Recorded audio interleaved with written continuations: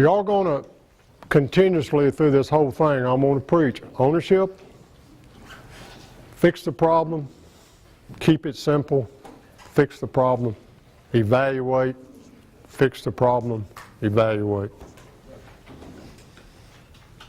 Constantly. Leadership. How many of y'all know like that?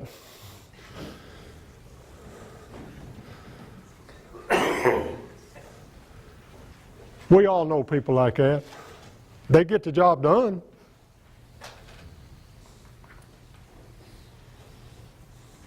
Is that the right way to be? I don't know. They get the job done.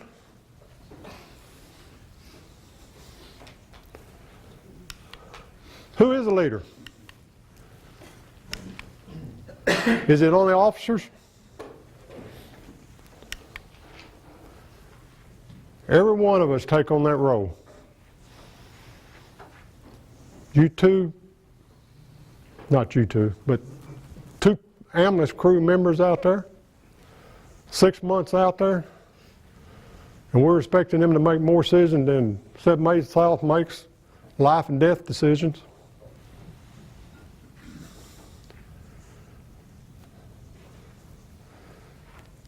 Is it right?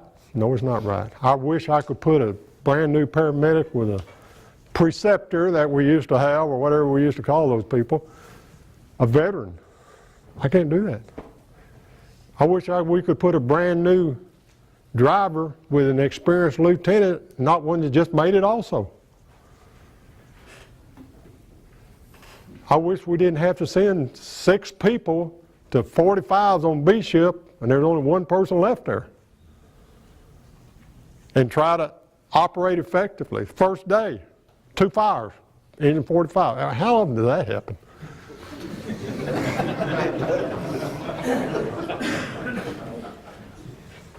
But it happened.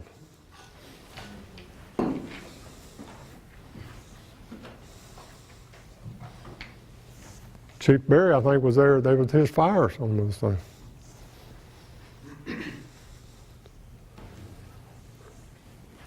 That's the nature of the beast, people. Every one of us take that role. Those 2 paramedics on that rescue, they're leaders. They're out there making 20 runs a shift, making decisions. They are leaders. You guys are leaders. It's your responsibility to take ownership and be the leader out there.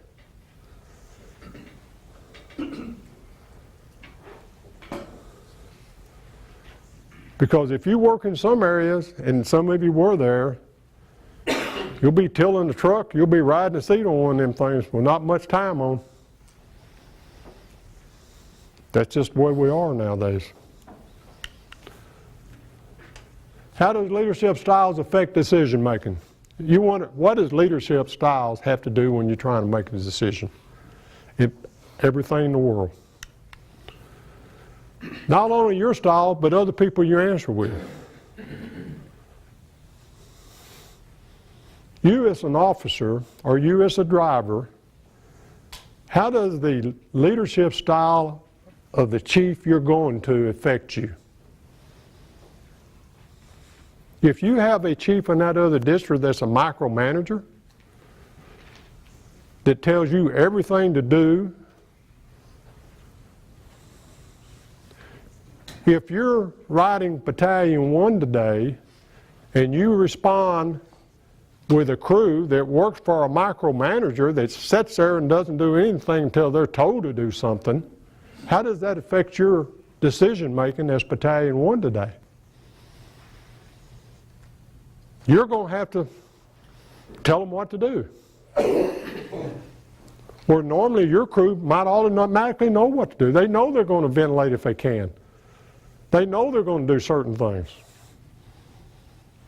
I find out who's responding, who I'm answering with, and who's where, because that affects my decision making. As I told you earlier, I don't react. I act. I better know what's going on, who's pulling up here with me.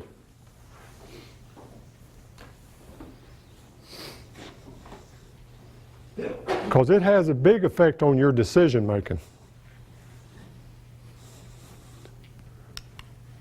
It is easy to talk about leadership, but when the bell hits, that is when a true leader officer steps up and uses their abilities without hesitation, doubting themselves.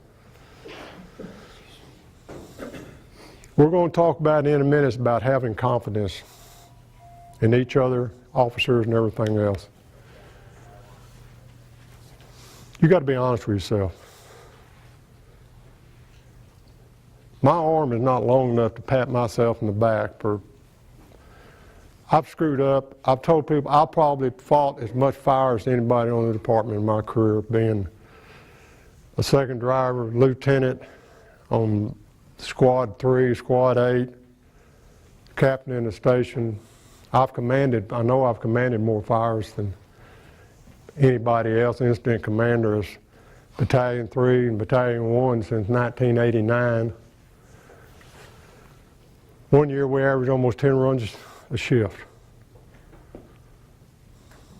I wouldn't work anywhere else, even though I was drugged down there on a Sunday telling me I'm going to be Battalion 1.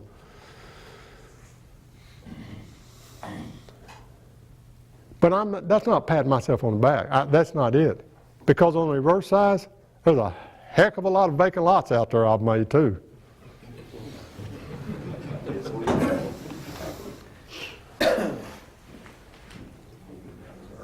So you got to take the good with the bad. But you got to be honest with yourself. I haven't known my shortcomings. I like to call it the dark side. You got to know your dark side. You can con a lot of people. Most of us con our spouses for years. But when you look in that mirror, you can't fool yourself. You can lie to each other right here. I can say, boy, I'm the greatest guy there is. But when I look in that mirror, I know, nah, I'm probably not. Y'all agree with that? So you got to be honest with yourself. You know your shortcomings.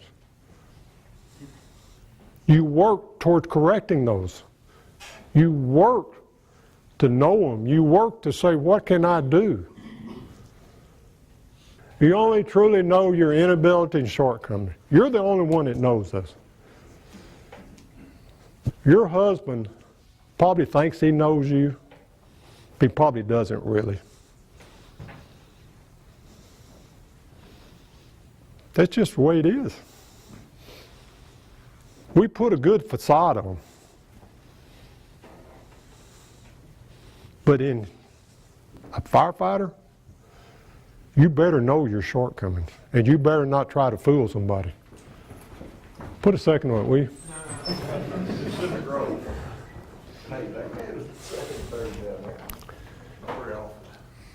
But I'm letting you know that, because I've seen it. You know the officers, you know the firefighters, you know people are like that. Don't be one of those people. Go home tomorrow morning. Look at yourself.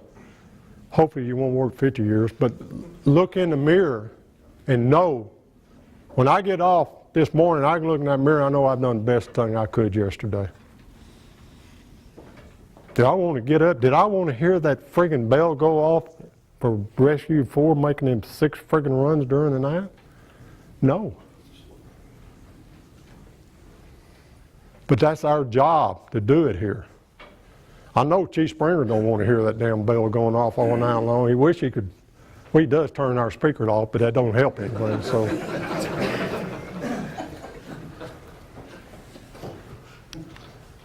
you cannot escape the responsibility tomorrow by evading it today. You can't hide, put your head in the sand today and think you won't be held responsible for it tomorrow. As a firefighter, acting officer, you have to be able to accept responsibility and the accountability that goes along with it. I can call out, send an email to 6s. I need you to go do a show and tell because we got it down here. Am I through with it? Is it my fault that they don't show up now? Or am I going to be held accountable because they didn't show up? I told him to be there. I gave him the responsibility to be there, to call the people, be there, and take care of it. He's off, Kelly's riding the seat. They don't go. He didn't tell Kelly. They didn't write it on the calendar. Do I have any accountability into that? It won't work real good me trying to explain why they didn't show up when they called the city councilman wanting to know. They're supposed to be there. They're not here. I'm not a micromanager. But we don't have that problem. I don't have to worry about it. Because from day one, Kyle knows he's supposed to take care of that. He does his job. He lets Kelly know. We don't have that issue. I don't have that issue with Caproar down there. Because they do their job. We met day one, they know it did. If I call Brian Jones down there at 24 and he's riding the seat, I know it's going to get done. Begin with, they don't want to look at me and tell me they didn't do it, but I know it'll get done. That's the relationship you have to create with your crews. You as a private, is your responsibility. You look at that calendar and say, hell, we got to be over there today. You got to hire back lieutenant in there. It's your responsibility to go, Lou, we got a show and tell we got to go to today. You can't say, well, hell, they won't say anything to me. I don't have to worry about it. I'm on ambulance today anyway. No, you're a leader. You have to take that responsibility. To be successful, you have to be prepared, trained, planned, function effectively and efficiently under pressure and stress. We all know how stressful, how much pressure. You know, I don't think much, I don't stress out or pressure. I don't think, but I probably do. I tell people, I am happy when I pull up to a two-story apartment and I know fire's coming through that roof instead of black smoke just boiling around. I know where the fire is. I pull up on a high-rise and I got fire coming out the 12th floor window. I'm happy. I know what I'm going to do. I'm going up there, we're getting two lines, we're going to push it out that window. Just when I pull in, and we got black smoke coming out all the eaves, and this thing's a mile long, that's when you start pucker factor kind of coming up, trying to figure out what you're going to do. You pull up to a high rise. Scott's not here anymore, but Cap's here. Automatic alarm, you walk in there, damn alarm's going off over, lights going off everywhere. Security guard said, we got smoke up on what floor? You start investigating, all of a sudden, crap. Whoa, wait a minute, shit, I gotta go get my clothes on now. We're gonna put a box on it. Yeah, you've been to 100 automatic alarms and you don't have to worry about getting dressed. That's not our job and that's not what we're supposed to do. Expectation. Y'all can read out. What do you expect from the rescue? Two guys on the rescue. You're in a jump seat. What do you expect to the other guy behind you? What do you expect from the driver? What do you expect from the officer? What does that officer expect from you? I think we can boil it down to that right there. Consistency, trustworthy, ability to do your job, confidence in themselves and the other personnel. They're prepared and trained. That's your job. When I say yours, I'm not talking about officers. I'm talking about you new people's job to prepare yourself and train. I don't care if you're at the worst freaking officer we have in the fire department. He don't want to do anything but sit in there and watch and look at how much money he's got or whatever and watch the stock market.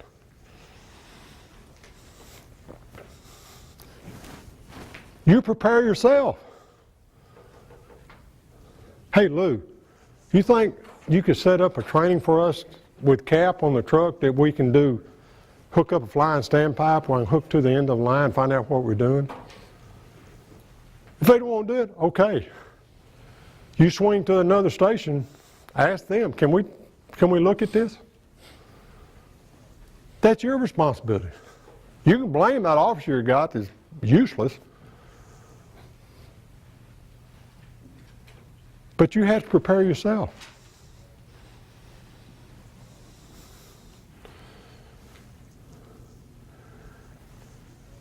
Step up when necessary to be there. And when I say that, I'm talking about when I say we're a family. You have to take care of your people. And when I'm talking, and I just said this, every one of us are leaders. You private are the same way. You got to take care of things. You're riding ambulance with a guy and you're thinking, boy, something's wrong. He's not his usual chef the last few shifts. Hey, Cap, I'm just a dumb rookie, but I think maybe you need to talk to Joe over here. It seemed like something's the matter. Well, what are you talking about? Well, he's been late. Had to get a catch out every Sunday now in the morning. He's just not right. Folks, that's a telltale sign something's wrong.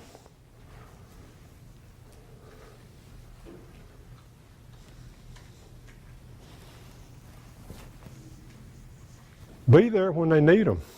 We all have personal issues, things come up.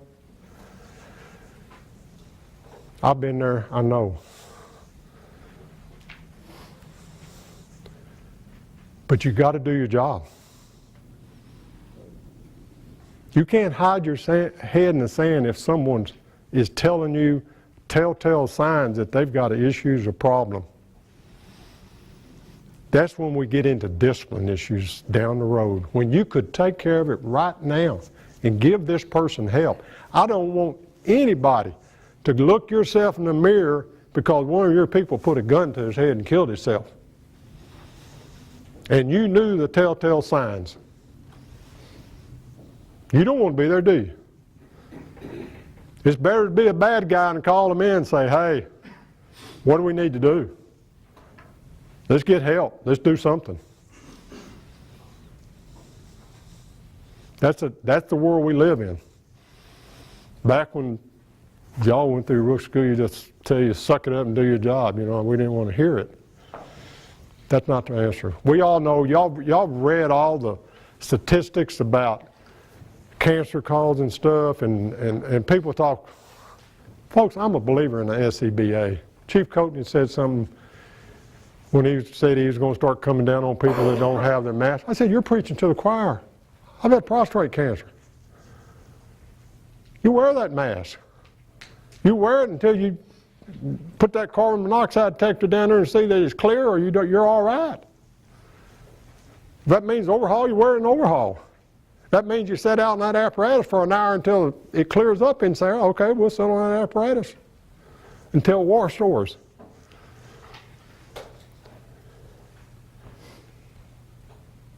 But don't be stupid. The department has given you $4,000 of, I don't know, I'm guessing that's what PPE equipment is or whatever it is.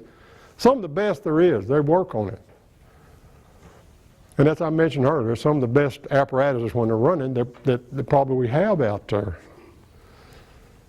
Why are they not running? Probably because we tear them up fast as they can fix them.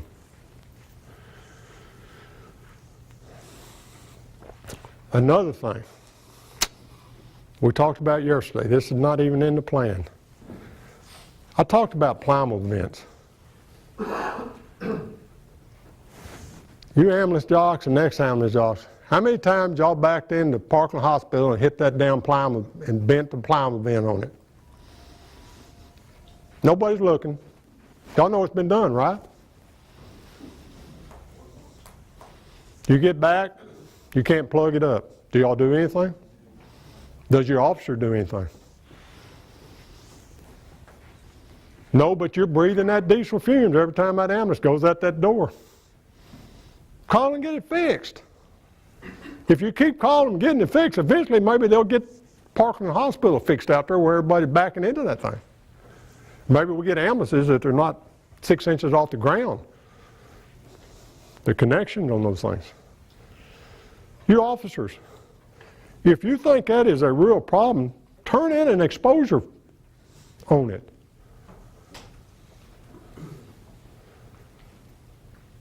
We turn in an exposure when we're out here on a run somewhere. If we're in that station, you can't get that plymo vent, they might not want to hear that, but if they can't get that plymo vent fixed, start turning in those exposure for them, and you rest assured something's going to be done.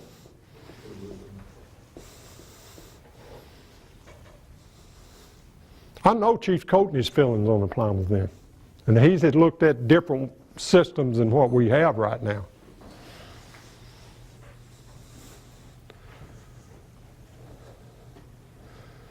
No, I don't like to pull in after so many runs, get out and colder and crap and plug it in. Well, that's our job. And it hacks me off in the morning when I get there and it's not plugged in. Because I've had cancer. I don't want y'all to have it. Take those precautions. Like it or not, as leader, you will be looked in for command present. It is necessary to remain positive and confident anytime, any situation.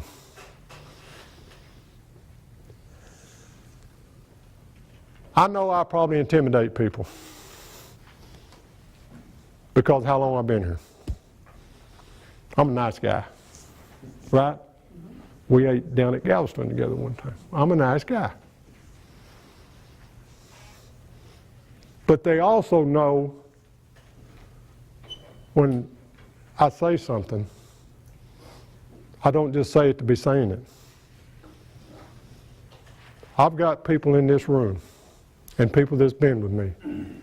If I tell them run through that brick wall, they're going to try to do it. And the reason for that is we built the confidence. They know I wouldn't tell them to run through it unless I thought they could do it. And they know I wouldn't tell them to do that if I didn't know they could do it. That's the trust you have to build with each other. You two guys on an ambulance, you have to build that trust together. When you're on that box together, you might not like each other. You might not have anything in common. It's just like if you're a lieutenant out there, you got people on your apparatus, I don't like him, I don't care for him, I wish he'd leave here. Well, folks, who do you think's got your back when y'all are crawling in somewhere? Who do you think is laying beside you in there? Who do you think's going to have to drag you out?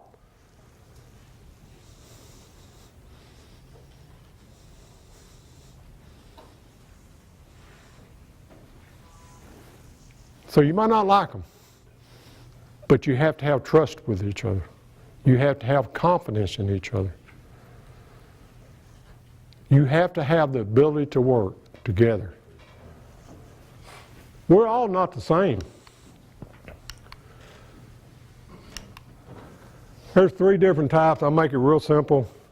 You got the easygoing, passing time, complacent, micromanagers, and we all know, we know them, we've got them.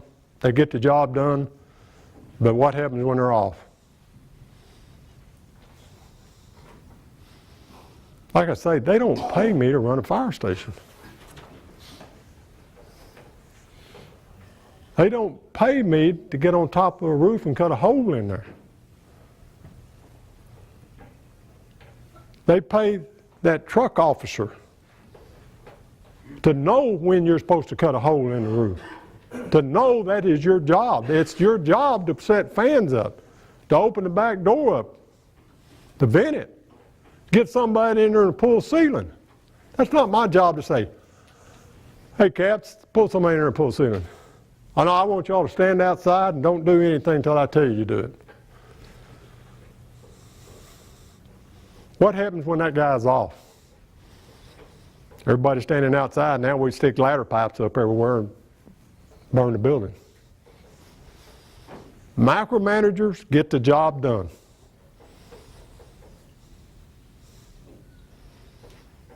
But personally, I don't think that's the way it ought to be. But that's me. If you're a micromanager, good luck. But I think in my own mind, it's either insecurity, lack of experience, lack of trustworthiness. If you're a micromanager, I think it all boils in the fact you don't train your people.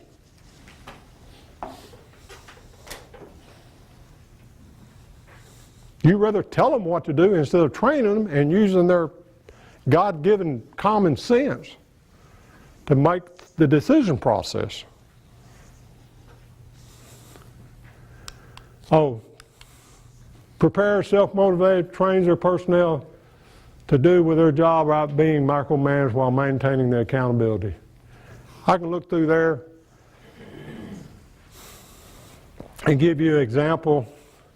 The third one, I look at the third one as you see those pictures of firefighters coming out of a damn fire or doing something. They're all walking side by side, and one green, red helmet, black helmet, and yellow helmet, or whatever they are. You're a leader because you're with them. They know that you're with them. They know that you're with, even though they're inside buried up, they know that you're actually with them. You're going to take care of them. It's like a family walking down the street.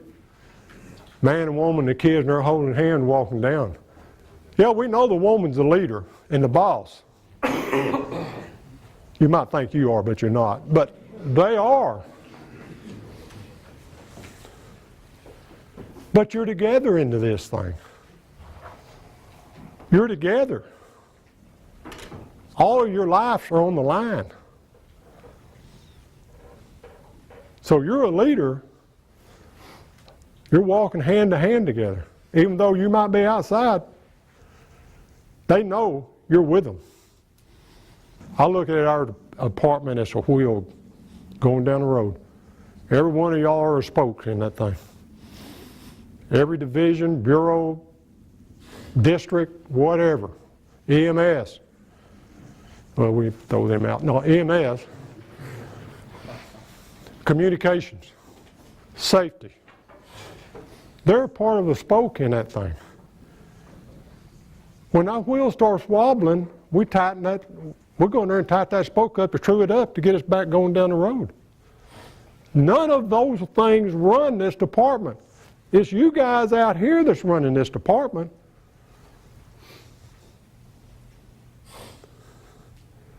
Who does the work? Now, I was in staff. I know. But when was in staff, Joe was the rookie instructor out there. Everything he did was for operations. Inspection. And those people, I don't know how they tolerate some of the dealing with the public they have to deal with. But they're there for us. We're not there to run EMS. I'm not there to make Chief Williford's job easy. He's there to make us run our business on a day-to-day basis. Chief Codeney's not there running. He doesn't make those 30 runs. Leadership and establishing tactics. Confidence in yourself, confidence in your personnel, confidence in your personnel having you, confidence in your personnel having their own abilities. That's a lot of confidence. But that's what it takes to be an effective leader, to have an effective crew, having an effective station, having an effective district, to have an effective division, to have an effective fire department. You have to have confidence that your people can do the job, and they have to have confidence that you believe in them, that they can do the job. Where does that confidence come from? Train, train, train, train, prepare, prepare, prepare, prepare. Not watch TV, watch the football game, sit on your butt, it's too cold to do this, too hot to do this. We train on Saturdays, Sundays. Whenever we had to do it, we did it. I know we got this training we have to come out here and do, make you feel better and all that stuff we have to do. And I'm so sick and tired of having to look on my phone to find out what my damn medic CE password is to log in and do another training on there.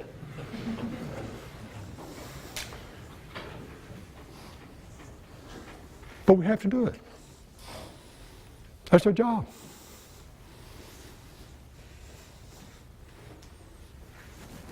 But if you're going to be successful and you're going to be a leader, that's what it takes.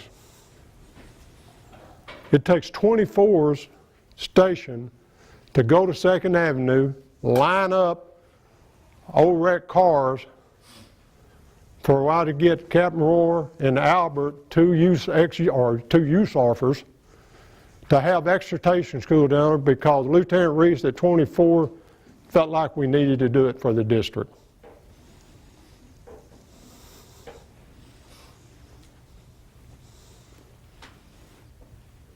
That's a leader. That's somebody that knows we got to do something. To sum it up, trust and confidence. You have to trust that you've prepared and trained yourself and your crew. And then you have to have the confidence to follow through with that trust. That's where I say you have to look in that mirror and know yourself. Have you done your job? You're the ones going to have to wake up tomorrow morning. You're the ones going to have to wait 20 years from now. You're the ones going to have to go to a funeral of somebody in your district that got killed.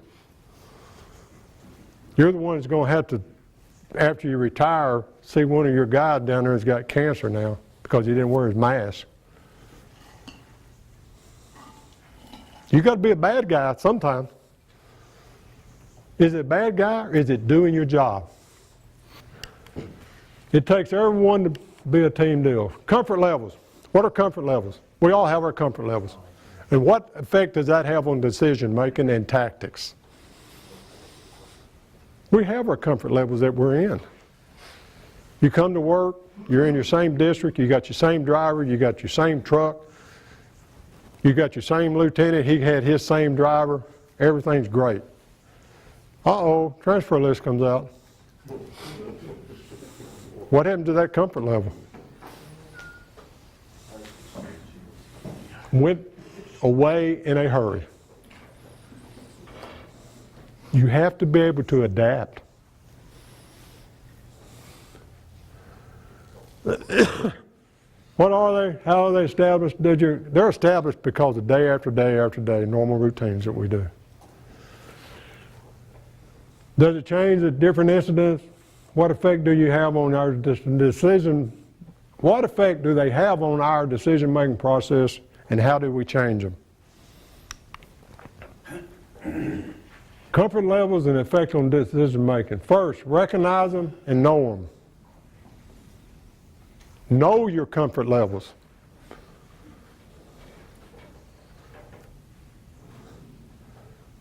You know when you go home, your spouse or your kids or your girlfriend or whatever, you come in and you're a good guy, everything's great. They're happy, you're happy. Oh, you come in, you made 30 runs on that freaking ambulance. Chief just ate your ass out about something you did at the station that wasn't your fault. Now you come home grumpy, gripey, complaining. Is it their fault? What did they do? Wake up that morning? Or they marry you? Or they happen to be born in the wrong time, the wrong person? It's not their fault.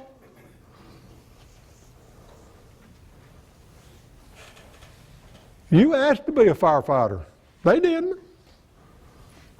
They must be stupid enough to marry you or something after you're there, or become your boyfriend or girlfriend or whatever. I'm just telling you, don't take it out on them. Don't go home. Sub, hire back, do something.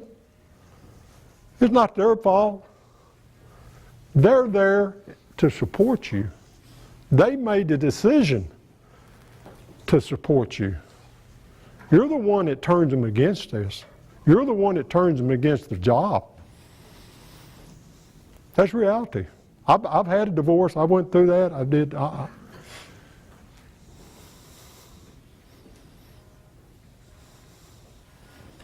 I'm just saying that. Don't take that home with you. You know? Be cautious.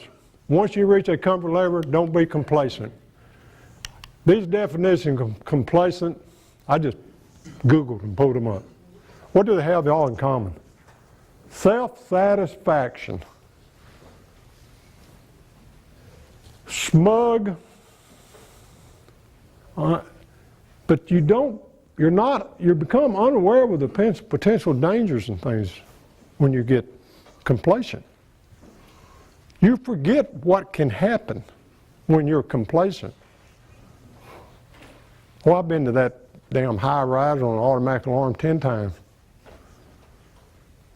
Well, guess what? The 11th time you show up. Oh crap, now we got a smoke up there. We got all the alarms going off. Now we got a fire. It's a different world. You've been complacent that whole time. There ain't nothing to this thing.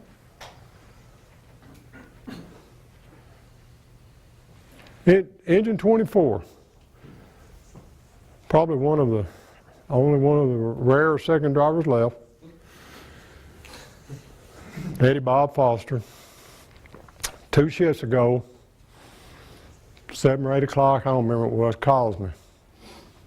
Chief, you probably need to know we made an unconscious call on 2nd Avenue. Okay. We get there, wake the guy up, and he pulls a knife on us, threatening us. Okay. He said, we called the police, they arrested him, they're going to file felony charges on him. Thank you, Eddie Bob. I appreciate it. Nobody got hurt or anything, no. Is that the end of it? Should he even have called me?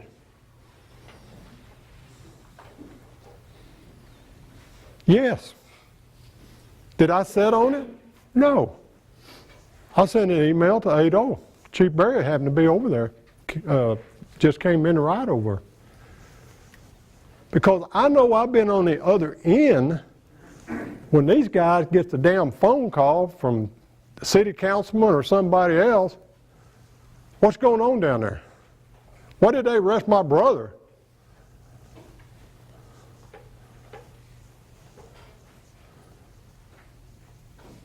Passed it up, they passed it over.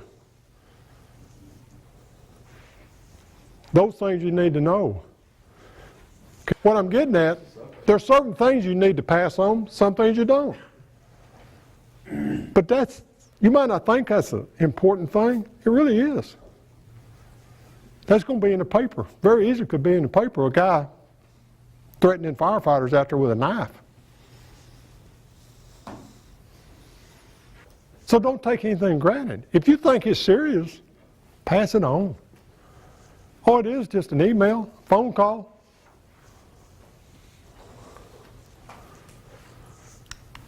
Complacency is one of the greatest dangers in the fire service. Overconfident with our experience, knowledge, and ego. I've been here 50 years. I've done it, seen it. First high-rise fire was in 1969, was 26 months on, 17th floor of the Southland building. Don't know nothing about nothing. The captain told me the first time, don't put your mask on until you see the fire. And when he tells me don't put my mask on until I see the fire, I'm thinking, you're gonna be kidding me. We had those 15-minute masks, and a fat guy like me going up 17 flights of stairs, that thing would have been empty on about floor 3. We start up, 14th floor, smoky. 15th floor, it gets hot. We don't have any power. No radios. Battalion 1 had one of them about that big. Him, Battalion 1, Truck 4, my captain, Engine 12. We carried 2.5 inch. 2.5 inch, donut roll, carried on the shoulder. We also carried 1.5 inches with us. We had SG-60, SG-48 nozzle. That means they put out 48 gallons a minute and 60 gallons a minute. 16th floor, now it is getting dark and black and hot. We hook to the standpipe, we go to the 17th floor. That's been 47 years ago, 48 years ago. I still remember it to this day. I got the nozzle and I'm crawling down. I don't see anything but black and it's hot. But folks back here then, that's when I teach people now. Even though some of these people's got scars on their faces, you fight fire from down here, not up here. Where does heat go? So if you're standing at the door and you kick it open, is it better to be here or is it better down there sucking that floor? You fight fire from down there. That's the reason you got those knee pads on too. Well, we're going. The guy with me, thank goodness, had about 13, 14 years on, been down there. Another guy, been on about 6 years, Claude Bullard. He was pulling this line. And I can remember today, Cap Embry, don't put your mask on till you see the fire, yelling at us. I'm thinking, God, man, I'm dying up here. Well, after walking 17 flights of stairs, even at 23-year-old, I thought I was in great shape. But we get back here, and I'm thinking, when can I put my mask on? Because I keep hearing him in BC, the guys backing me up, BC hired. I said, BC, he said, don't put it on. Don't put it on. It's a different world then, okay? Finally, we get about 125 feet back here. It's daylight now. We got the whole ass end of this floor burning. BC, okay, put your mask on. We put a mask on, we put the fire out. We couldn't have done it because I wouldn't have had any air. But that captain took this dumb 23-year-old country boy out here and gave me the confidence to know I could do the job. And I had all the confidence in him because I knew he had my back. Even though I've only been there a couple of months, we built that relationship and trust together. That's what you have to do, to have a crew. He knew I didn't know a blankety blank thing. But he also knew, he told me what to do, and I have shown it in other situations that I would do exactly what he wanted me to do. And it helped to have BC in my back pocket too. But that's where I get at this, folks. Complacency. If you think, I don't know everything now. I've got rookies. I teach rookies, instant command and high rise. I tell them, I'm not real smart, but I'm not stupid not to listen to you. If you come up and tell me your first day out of rookie school because you're coming back from doing something for your officer chief, that building got a crack in it. I'm stupid if I don't say, okay, where's it at? But if I tell you, oh hell, you don't know anything, get out of here, and the wall falls,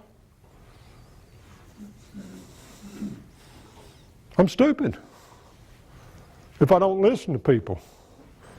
Now, I don't listen to chiefs sometimes, but I mean, no need to train. Someone else will take care of it. No need to worry, not my job. How many people you know like that? We know them. Think you can handle an incident the same every time. You can't. We must know our strength and weakness. You have to be able to learn, adapt, and change when it's necessary. We learn from both our success and our disappointments and failures. You learn from both of them. Those vacant lots I've got out there, I've learned from. All the saves I've got, I've learned from them. Do I think I can do the same thing every time? No. If you think that, you're in trouble. It goes back to what I'm talking about earlier on what affects your decisions and what affects tactics. I don't have the same people I answer with all the time. I don't have the same apparatus coming every time. The weather's not the same all the time. I don't have 15 people going to some Mickey Mouse school they got to riding with 3 across. Things are not the same all the time when you respond and when you have incidents. Every dumpster fire is not the same.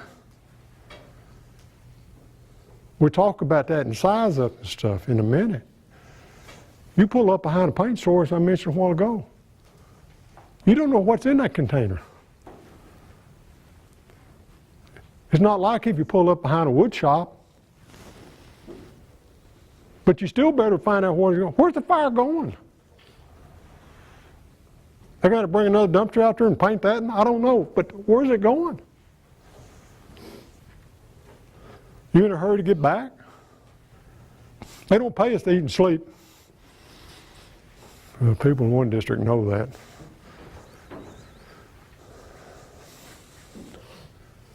Even though you can look at some of us and you think they'd pay us to eat, but anyway. In the fire service, success is short-lived. Being successful at our job, we should not think about a tie. We don't have ties.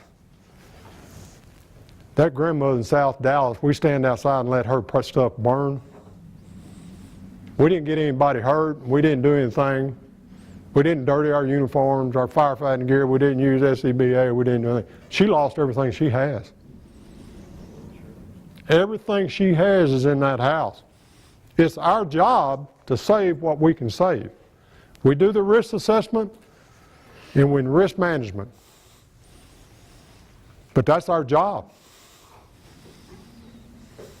Do y'all agree with that? Do y'all agree we treat her as good as we do Ross Perot and Straight Lane? If you don't, you don't need to be in here. I'll tell you that right now. And you might not think so.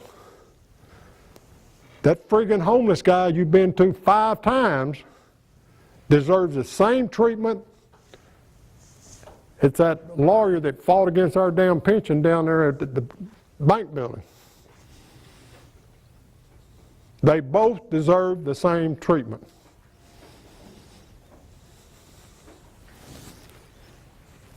You might not think so. It is. You're on that engine, you pull up at the bridge. The paramedic in the bridge already done the EPCR, they done all that shit.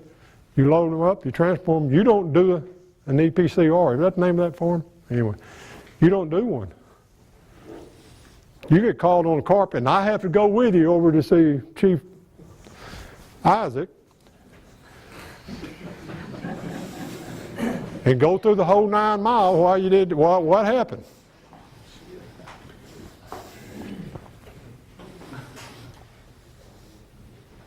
Why didn't you do it?